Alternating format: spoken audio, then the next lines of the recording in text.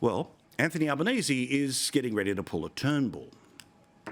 You could go to a DD though, but you probably won't go to a DD because it wouldn't be a great result for you, would it? Well, wait and see. So, a double dissolution. I've said before, bring it on.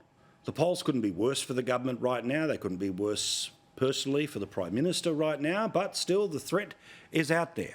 You see, if the same piece of legislation is rejected twice by the Senate in a certain period of time, then the government is allowed to go to an election where not just everyone downstairs in the House of Representatives, but everyone upstairs in the Senate all goes to an election at the same time.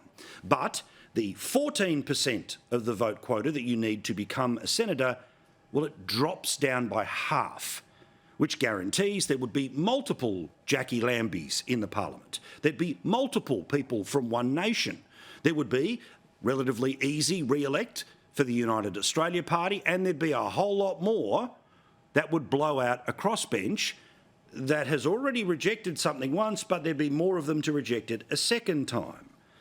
So, of course, there is no need for the double dissolution election yet. Guess what? They're bringing back the bill. So just in case, the double D bluff is still on the table. Claire O'Neill, Clueless Claire, who's now the Housing Minister after stuffing up our borders, now she wants to screw up housing. The Prime Minister has left that really open, and it's a serious proposition because we're serious about addressing the housing crisis. Are you really? Remember we showed you last night just, 13,000 new dwellings have been approved in August?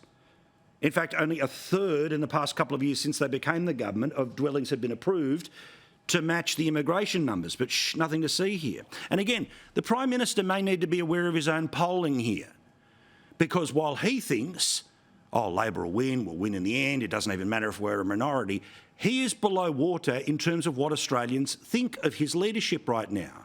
So if he thinks that Australians are ready for a however many week election campaign where it's all elbow all the time, this is where he's starting from.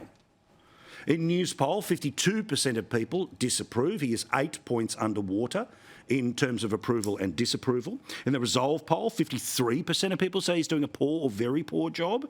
And even over in the Turnbull Times, the Guardian poll, only 42% of people approve of him and his leadership at this moment.